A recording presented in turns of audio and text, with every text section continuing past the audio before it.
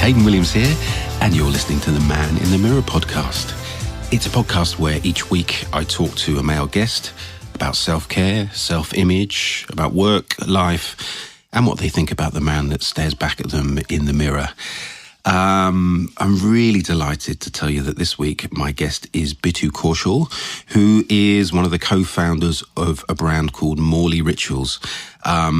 They're a hair, skin, body, sleep and supplement brand combining the science and the art of Indian Ayurveda with a much more British sensibility. It's a brand that you may well have seen online or in store, and you can certainly find it in big prestigious retailers such as Net-a-Porter and Space NK and Sephora and good places like that. But yeah, really interesting to talk to Bittu and find out a bit more about the brand and about his regime, which I certainly took a lot from. So, without further ado, it's the Man in the Mirror podcast. It's 2023.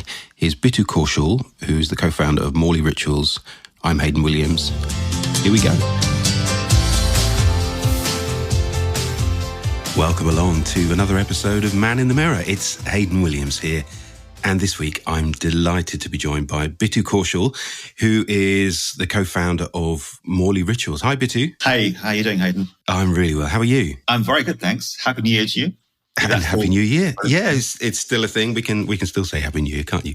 Thank you. Look, thank you so much for doing this and coming on the podcast. And it's an opportunity to talk to men about their life and work and about some of the key products. And it's been so interesting for me to meet, brand owners and perfumers and journalists and all kinds of people. And I was really keen to talk to you because Mauli's a brand I've seen before, but I have to say, it's not products that I'd got to experience before very recently. And if people don't know, it'd be great actually if you could just tell us a little bit about the brand and how it came to be. So Mauli is, we're about 8 years old now. It's a brand based on Ayurveda, which is this ancient Indian system of medicine, of well-being, if you like. So that the herbal element is part of it, but it's about your body resonating with the environment. So as the seasons change, as your body changes, if you're a woman, as your hormones change, how you manage those changes and what you can introduce into your body and into your rituals so you stay in tune, you stay in balance, if you like. A Mauli is a red thread. You see it in many cultures. It's the Kabbalah thread in Judaism, for example. I think the Chinese have the thread as well. And it's we named it after the thread because it's a symbol of connection, protection, and well-being. We're an all-natural brand, so we have no artificial products. We have no artificial preservatives and so on. So it was founded really to... We didn't reverse engineer, if you like, and say, here's a gap in the market that we need to exploit. It was more an organic thing. We came to it relatively late. So I was already into my 50s when we started it. So we'd already had an established career and achieved a certain status, if you like. I think of life being in 3 stages, and I call them learn, earn, and return. So they're not exclusive. You're learning all through your life. You're always, trying to earn a buck and you're always in service. But I think the focus changes. So when you're younger, it's very much about getting your exams, getting your qualifications and just learning. As you get older, you want to support for your family, look after your children. And as you get older, and in the first stage being return, being of service. So giving back. And also, as I've learned, I've lost both my parents now and also preparing yourself for returning to whatever is beyond. Yeah. So you feel you're in that third stage now. So this brand came out of that sort of stage, did it? Yes. I think of giving back, if you like. So we had quite a major life trauma, which made us reevaluate where we were. And one goal we gave ourselves was to raise £1 million for children's charities. And, as I was saying, you got to tap up your friends, for London to Brighton bike rides. And, I've done London to Brighton like 6 times or something. And I've done London to Paris.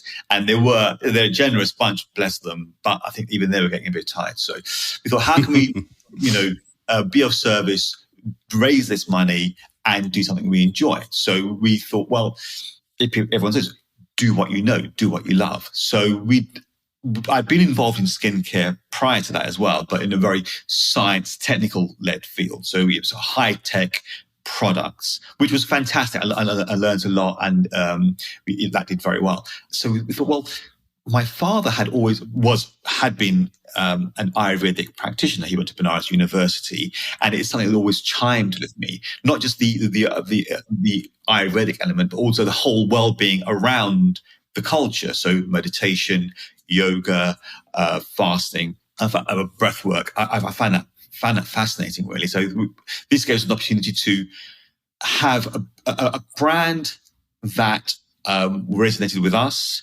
We give £1 back from every product we sell online to charity to help us towards that goal.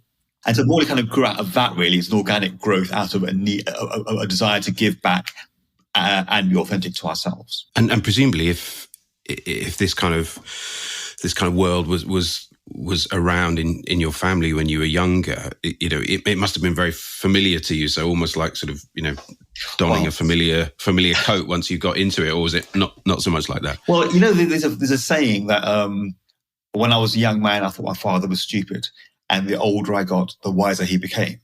And that kind of resonates with me, because what it means is that the lessons that you're trying to teach you when you're young, you think, that's ridiculous. As you get older, you see actually there was something in that. Yeah, absolutely. And so, like breath work, for example. Now, when you're 12 and your dad's making you sit down and say, breathe through one nostril and the other, and you think, dude, my Cocoa Pop's getting cold in the other room.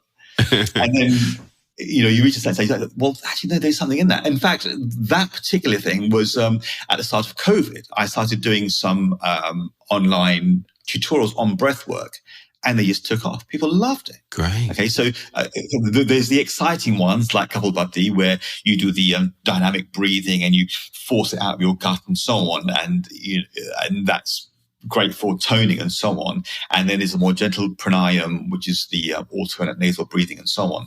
And that a thing that I've been taught when I was very young and I thought was tedious was now amazing. Everyone's talking about breath work. It was the TikTok sensation.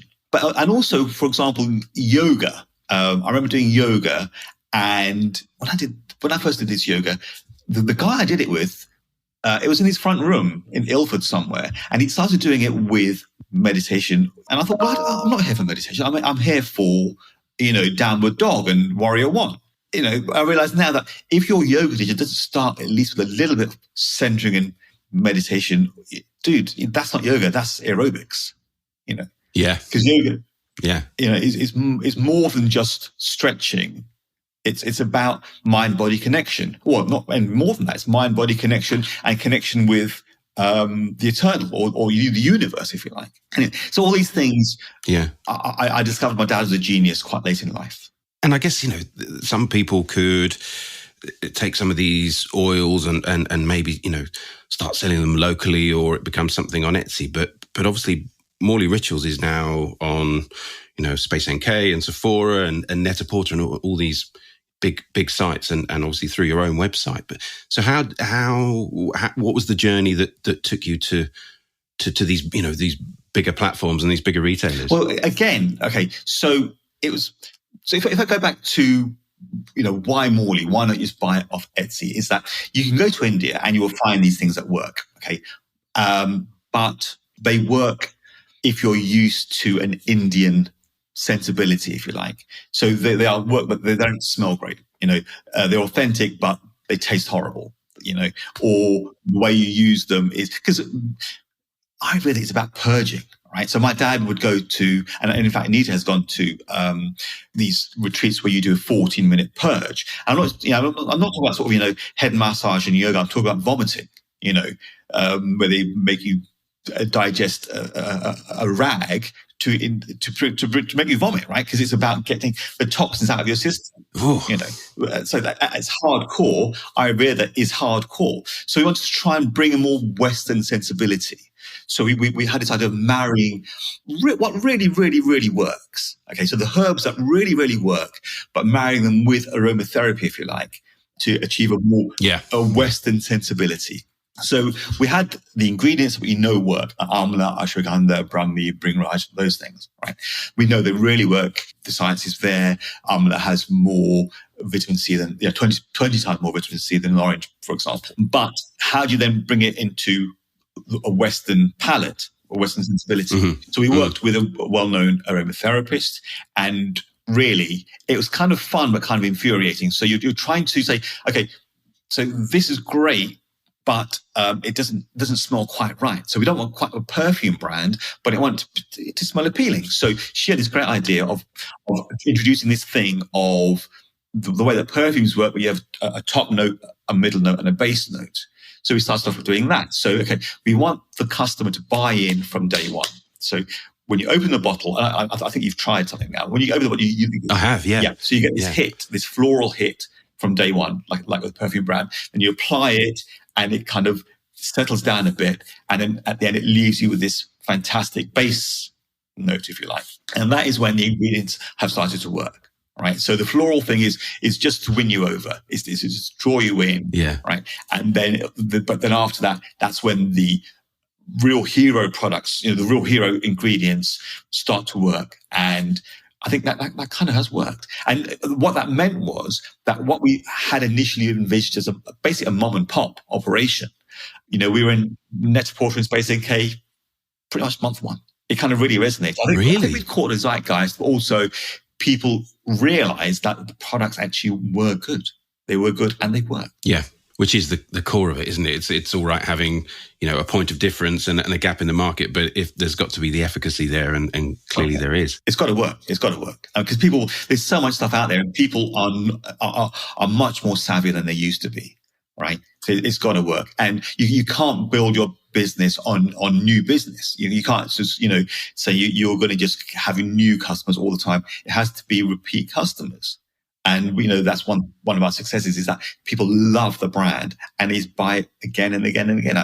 We have a subscription offer, which is huge. Oh, amazing. Well, look, I'm sure we'll talk a bit more about Mauli and the success of it as we go on. But it would be great, just as part of the podcast, I like to find out about the guests' bathroom essentials and some of those things that you can't do without, either in your daily life or when you travel, Bittu. So, I mean, what are the things that you like to use in terms of skincare, for example? Sure. So when you're in the business, you get to try everything, right? So you go to shows, you go, I don't know, to launches and so on, and you get sent stuff as well, right? So and you want to check out your competitors, and so you try this stuff, and it's a dull answer in that the more I try, the more I like Mauli. When you try a natural product, when you try something that's not natural, it doesn't sit well with you because you can smell the chemicals in it, right? So now if someone buys me, I mean, no one does it anymore because I've been quite forthright about that. But if someone buys me a perfume for Christmas and stuff, and the first hit I get from a spray-on, I don't know, Jean Paul Gaultier or something, is just the aerosol, I can't bear it. Yeah. I want something natural, right? And so, but also I've come from a science background in skincare as well. So I do know that science-led products work. So if you're beyond Mauli, if I take you through my ritual, if you like, in the morning. So I have a morning ritual and an evening ritual. That'd be great. Yeah. So the morning ritual starts off with, washing. I tend to use our cleanser and then I use a toner. Mm-hmm. But I then apply the hyaluronic acid. I use the ordinary, which I think is great. It's good, and it's cheap as chips. I don't know how they do that, but it's a great product. So it's really well priced, isn't it? The ordinary absolutely. Stuff. And then I apply a sunblock. I use a sunblock. Hello Farmer. I find this is really good. So that okay. I don't know that one. By the missus. In fact, like a lot of men, my skincare journey did initially start through my wife's cabinet. And Hello Farmer was one of her finds. Right. I use. And then depending if it's winter or summer. In the summer, I use our face serum because it's warmer anyway, and your skin's less dry. So I use the face serum, and then I use our face dome to just I turn 60 next year. And so you do notice as your face muscles just generally sag. So you need a bit of support. So I find the face dome really helps me to work my face muscles. I use a face dome. In the evening, I would. Sorry, just coming back to that ritual. In the winter, I replace the face serum with one of our concentrates, which is a highly concentrated CO2 extract based product. Again, all natural. Okay. And then in the evening, it's retinol rather than hyaluron. Right. Again, I use the ordinary retinol. And then I would just finish it off with a CO2 concentrate at night, for nighttime. Well, then once a week, I use the hair oil. So there's no camera, but I have quite a good head of hair. And people say to me, so you why do? Yeah, especially for a man of 60, right? And people say, but it's not rocket science, right? If you do things like, hydrate, drink plenty of water, get enough sleep, get fresh air, right?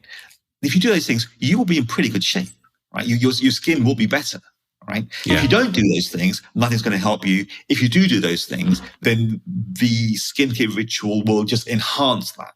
So I've been using, head massage has been part of our family since we were children. Right. So my wife, she's had it from her mother's when she was a child.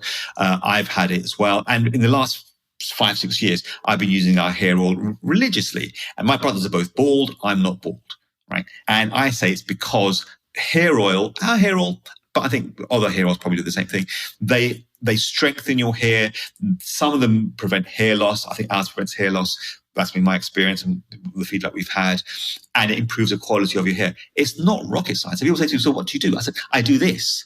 And they won't do it because it requires effort. I say to these guys, just do it once a week. It takes 15 minutes once a week. Right. And exactly. I guarantee you this will happen to you as well. And if it doesn't, right, it's cost you nothing. I'll give you the product for free. Just try it. And they still won't do it because it's not in there. I don't know. I'm flabbergasted as to why they won't do it because it's maximum reward for minimum risk. But anyway. I think you're right. No, I've had similar conversations, and it always seems that it's this big, onerous thing that's going to take a whole ton of time. But in fact, a lot of it can be done either in the shower or sort of 5-minute routine morning and night, and it's, as you say, not particularly difficult to do, is it? No, exactly right. I find it staggering because you can see the. It's not genes. It's not my genetics. My brothers are both bald, right? I'm giving it for free. Just try it. Just try it out. And these are clever guys, I think. And how about because I can see Bittu on the screen, and Bittu has an excellent beard. What do you do in terms of shaving, grooming? I mean, obviously you keep that beard there. You sort of tidy up once in a while. What's well? So I've only had a beard in the last, I'd say, 15 years, but I've always had a moustache, and that was because my mother always said facial hair or a moustache was the sign of a warrior. Right? So I'm not sure love that, but I've always stayed in them. So I've always had a moustache, even when the moustaches were quite cheesy. The beard. So a learning I had with that is that you need to work on the skin below the beard. Absolutely. Right. So people, you also have quite a well-established bit of growth there as well. But you kind of know, right? It's no good just doing that. It's sort of just lightly putting the. You have to get in underneath, get in underneath, and really feed the skin underneath the beard. So that skin does not get air, right? Yeah. So you have to really feed that. So I use our Nourish beard oil. I've tried others. I've tried King and Shaves, for example, as well, but it was fine. But I think ours smells very nice. I get huge compliments on it. So even if I forget to put on a fragrance, if you like, people, the fragrance will live on in the beard of the beard oil, and people comment on that. They seem I've only had it for a few days, but I have been experimenting with the beard oil, and I can absolutely confirm it's done a really beautiful job of nourishing the skin underneath and the hair, and the fragrance is subtle, but it's lovely. Yeah, I've really enjoyed it. So I think going to keep going with both the hair oil and the beard oil because I want to make sure my hair looks as as good as yours in a few years. So I haven't got too many years to get to 60, but I've just got those oil products, and I haven't tended to use a huge amount of oil products before, but I've really been enjoying both of these. And I think, again, it's just building something else into a ritual, isn't it? Which isn't not particularly difficult to do, but I've tended to use sort of beard moisturizers and creams and things before, but not so much actual oil. It's ironic, and it's a bit counterintuitive in that you think that an oil would be oily, right? So people are fearful of oils because I think they will, just go everywhere. It's not, well, exactly right. And they especially, a good oil or a good oil product will absorb very, very easily. Yeah. And very quickly. It'll be much more nourishing than a cream, which cream, for me, what I find is tends to sit on the surface of the skin, whereas I find the oils tend to absorb more and go deeper. Yeah. That's been my experience. Yeah. And so, people say if you've got acne, don't use an oil. But that's not been my experience. Oils, there's a reason why oils have been used for millennia. It's because they work. Exactly. Yeah. And in terms of keeping the beard sort of neat, do you come at it with a razor a few times a week or something like that? Oh yes, I just trim. I'm not one of those neck beard bros. I think you often see where the chest hair joins the beard, and no. If I was younger, perhaps I'd love to pull off that sort of very macho kind of thing. But I try and have it a bit more coiffed, if you like. So I touch it up, but also. Gosh, this is a level of vanity I didn't think I'd be explaining. But I've got these trims with short, long, and extra long settings. Yeah. So depending on the event, if I'm going to somewhere that I have to look a bit more put together, I tend to have a shorter beard. Yeah. And if I know that I can roam free and have nothing coming up, I like to have a big, full beard. Right, so just trim it short at the sides, middle at the cheeks, if you like, and chops, and nice and big and full. So there's nothing huge that I need to be on camera for a bit. So you might find me going the full David Bellamy in the next couple of weeks. It's funny. I feel exactly the same. I feel very seen when you said that because, if I'm going to meetings or doing things a bit more corporate, I tend to sort of take it down a bit, but actually I haven't. we're in early January and I haven't had to see too many people, so I've just been letting it go, which does feel quite liberating. And it really does. Yeah. Also, I feel like, when just that reference to me, I need to update my cultural references. I got it because I don't know if people know who David Bellamy is anymore. Yeah, I think now it has to be, Steve Bagshaw or someone like that. One of the more recent naturalists. But I went at the Silver Jubilee in '77. I was 4 or something. I think I went as some sort of fancy dress thing as a David Bellamy, sort of safari shirt, safari shorts. So yes. And it was that time in the kind of late '70s, early '80s with Lenny Henry and people like that. That was the sort of impression that most people could do, wasn't it? David Bellamy. He's like, here we go up in the undergrowth and all that. Yeah. I'm not sure Bellamy ever said grapple my grape nuts, but that's what Lenny Henry used to have him saying. Grapple my grape nuts. These references meaning absolutely nothing to anybody under 40 or anybody that lives outside the UK. So I apologise in advance. It's great. And how about fragrance? What part does fragrance play in your routines, Bittu? Well, I think fragrance is that thing where you only get how's it go? You only get one chance to make a first impression. Yeah. And I think fragrance is key with that. I agree. Right, because people can see you coming, but when you're going for a handshake, or if it's a lady, you're going for a kiss or something, unless you're very confident of your body odor, you need to present, you need to say, and women particularly will, if they don't know you, if you smell nice, they will comment on it. Absolutely do. Right? Yeah. And I think also because natural scents, I think artificial scents mask your natural aroma. Right, so they say, I don't want you to smell like you. I want you to smell like, I don't know, Jean-Paul Gaultier, right, or whatever, right, or George Clooney, Beckham or something. yeah, exactly right. Or it's natural scents say, I want you to smell like the best version of you. Yeah, right. So here's new improved Bittu with now with added patchouli. Yeah. you know. And I think people understand it. They when they smell you with your fragrance, they know that is the smell of Bittu or, you know, or Hayden, but nice. Enhanced version. Yeah. Yes, that's right. The new improved. And so what does that mean? And so what does that look like for you? Are there certain ones that you sort of reach for, or have you got a range of things? Well, back in the day, again, my gosh, we're showing our age here, Hayden. Do you remember the Body Shop used to have this stand at the front of the store where you could walk in and mix your own? Do you remember that? Yes. Yeah, I do. Yeah. That was amazing.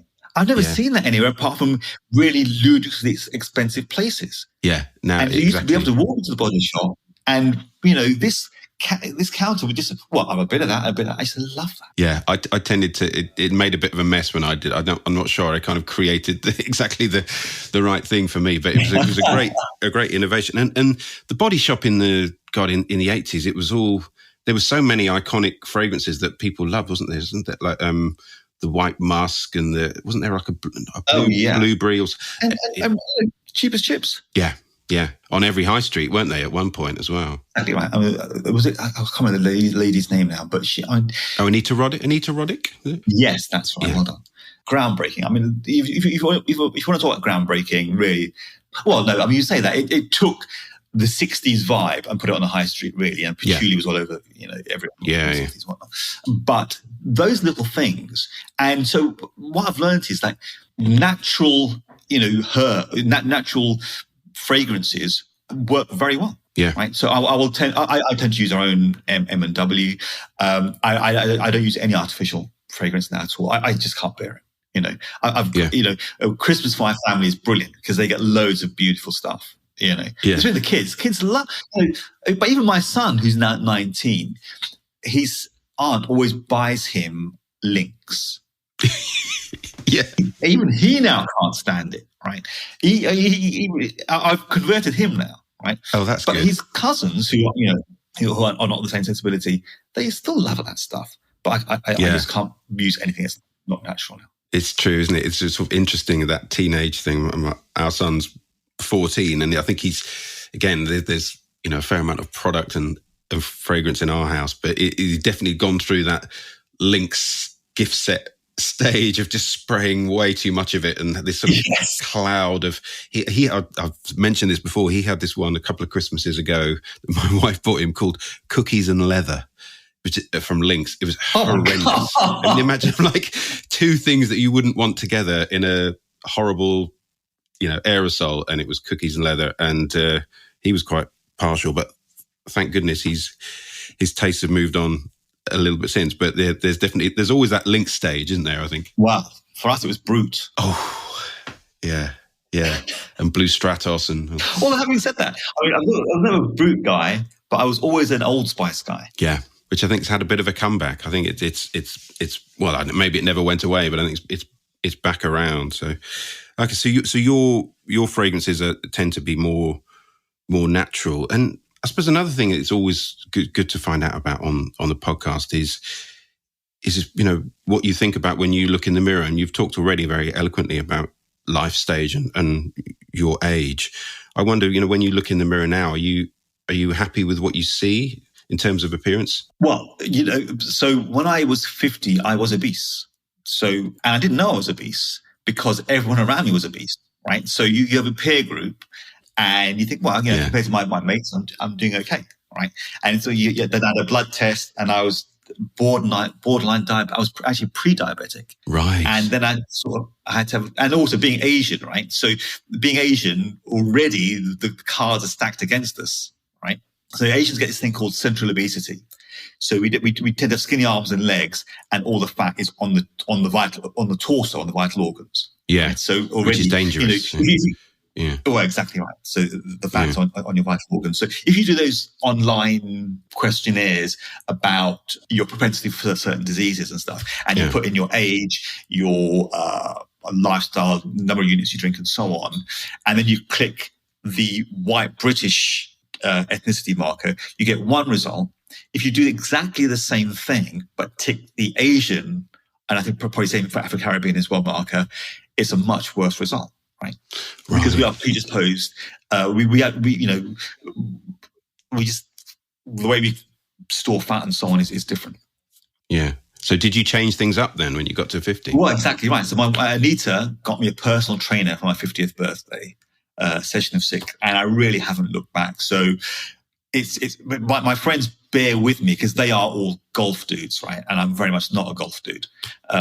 So I have written down for the last 4 years, every Monday morning, my weight and my percentage body fat, right? So I know when I'm going a bit off course. So I know that, on January the 11th or whatever, if that's a Monday, last year I weighed this, so I can kind of track it, right? And it's one of those things that sounds like such a palaver. It takes 30 seconds of a Monday morning. Yeah. Right?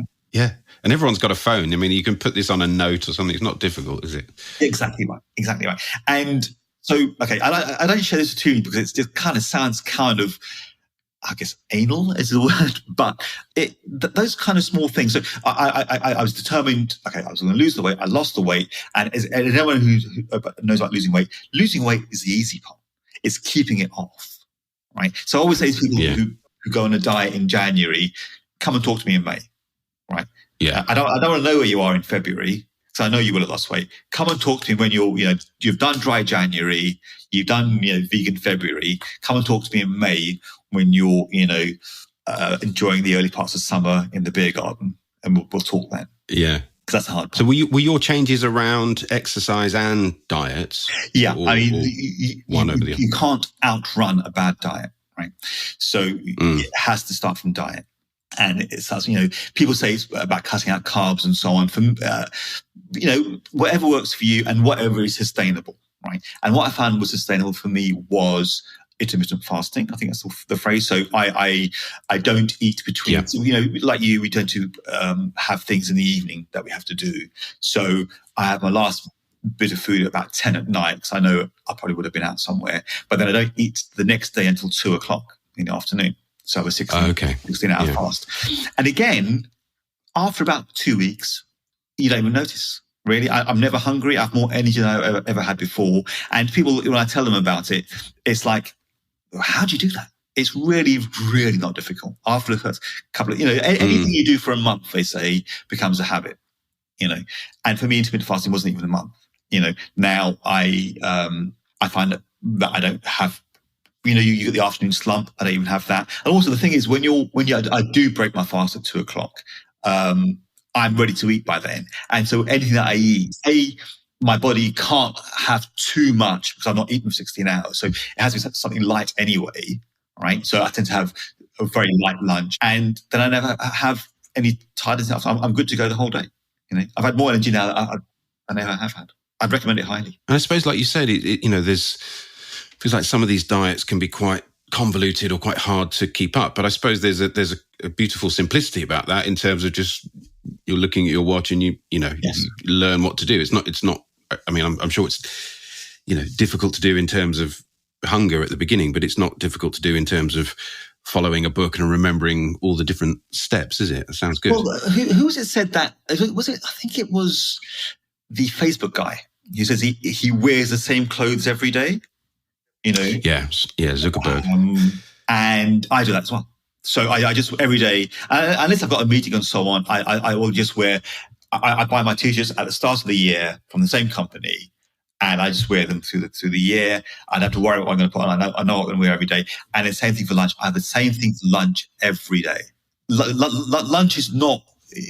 An evening meal is a pleasure. You share it with your friends, have a glass of wine. Lunch for me is just getting in the way of my day, right? So, and I can tell you what lunch is every day. It's an oily fish, usually mackerel, some highly coloured vegetables, usually peppers or radishes or beetroot, hummus, just because I like hummus, followed by some fruit, I love hummus. usually an apple. You gotta love hummus, right? But like you say, it's less things to think about, isn't it? You can just exactly right. Yeah. And so like when we have the team in, there's always a conversation of, well, what should we have for lunch today? Should we go, so where we live, there's like a million places on the high street you can go and eat and so on.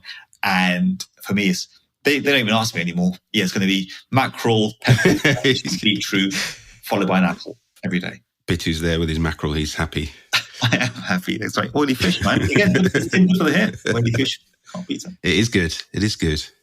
And another thing that's as part of the Mauli world is sleep aids. Tell me a bit more about that. What are some of the products that Mauli make to aid sleep? So we started off with the idea, and again, it kind of came at the same time as people were talking about it generally, is how important sleep is for us, and also good quality sleep. Right, not just time you spend in bed, the amount of time you spend in, I think it's called REM sleep. So basically, where you're in deep sleep, not just dozing.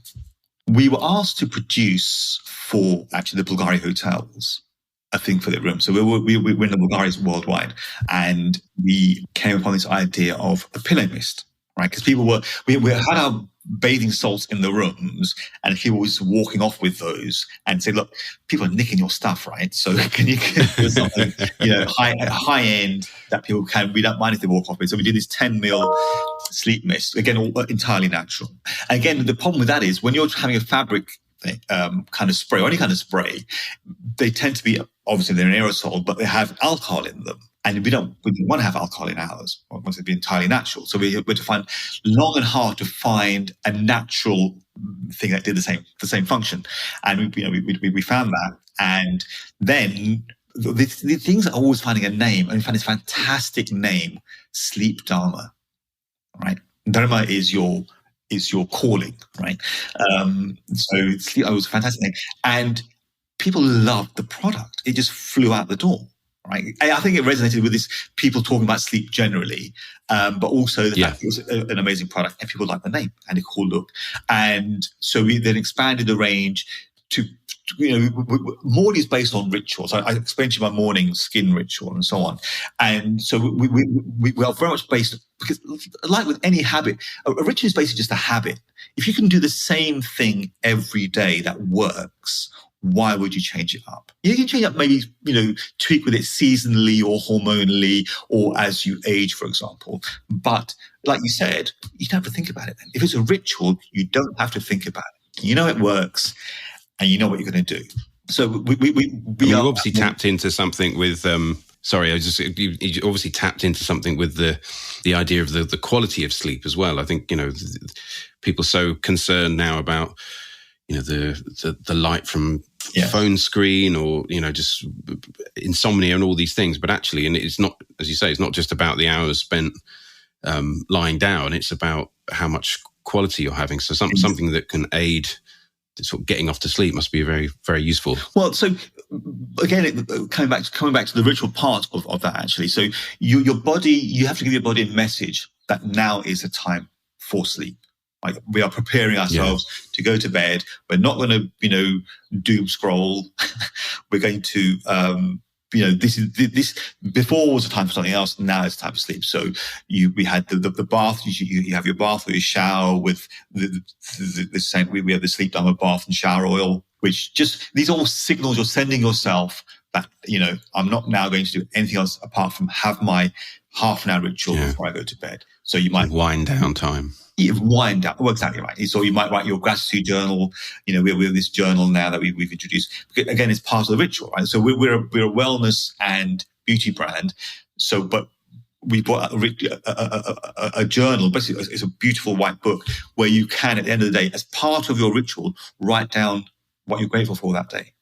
So again, the day has come to an end. The battles of the day have gone into the past now, and the battles of tomorrow are yet to come. But, right now, what was good about today? What am I grateful for? Right.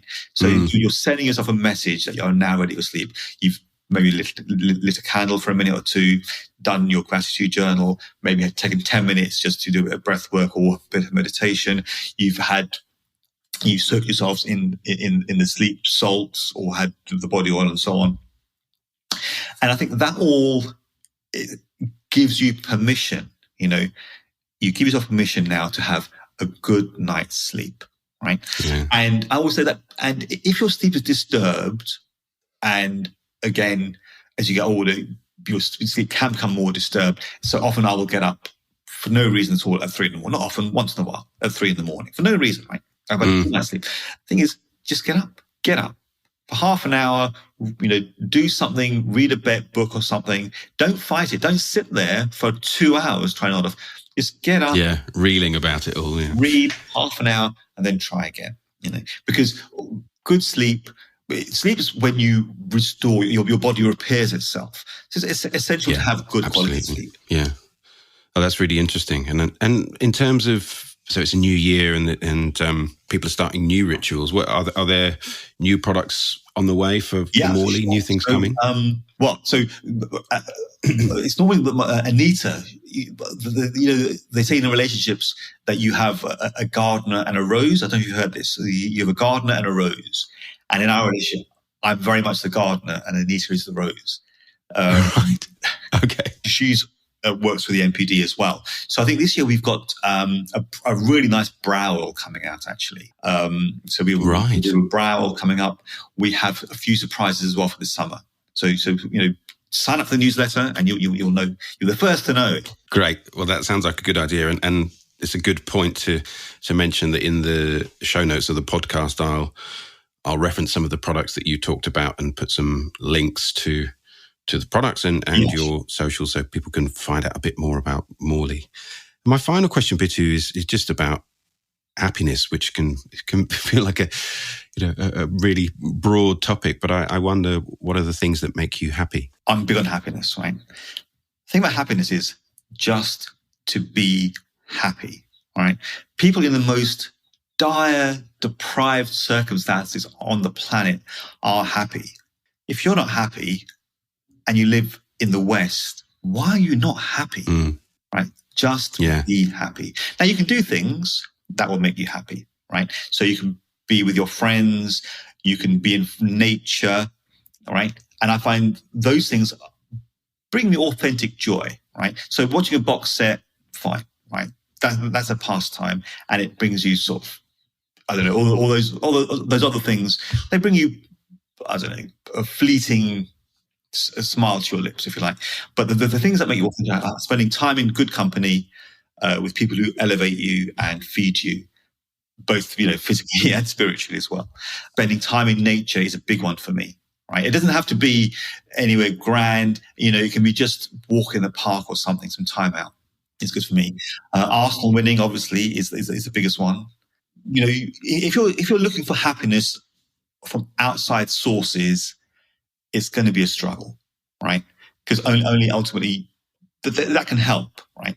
But you can choose to be happy at any time. It's a choice, personally, I think. Oh, that's fascinating. Well, Bittu, thank you so much for your time. And I've certainly learned a lot, and I've really enjoyed trying the products, and I recommend people to do so. But it's been really interesting to spend some time with you and hear a bit more about your philosophy on life and about the brand. So I really appreciate it. Have a good year. Lovely to see you, and take care of yourself. We'll speak soon. Thank you, man. Nice talking to you. Bye-bye. Oh, huge thanks to Bittu for joining me. Such an interesting guy. And I can confirm from seeing him on screen that someone who's nearly 60, he's looking incredible on it. So I need to incorporate some of those things that he was talking about, including the Mauli Grow Strong Hair Oil, which I need to be building into my regime to hold onto my hair. So I'll definitely be doing that. So thanks to Bittu. If you want to find out more about Mauli Rituals, you can find them online at www.maulirituals.com. That's MAULI Rituals, which is RITUALS. So maulirituals.com. And it's the same on Instagram at Mauli Rituals. If you wanted to find out about future guests and a bit more about Man in the Mirror, I'm on Instagram at Man in the Mirror Pod. And also, it would be great if I'm in begging mode, if you wouldn't mind leaving a review on your favourite podcast platform and let other people know. It really helps, I have to say. Just helps people, if they see reviews from other people, helps them find the podcast, which I would appreciate greatly. As I said I would during my chat with Bittu, there'll be some more information on the Mauli range and some of those things that Bittu was talking about. They'll be in the program notes, so you can find links and information over there. So look, have a good week. Really appreciate you joining me, and I'll see you next time on Man in the Mirror. Take care.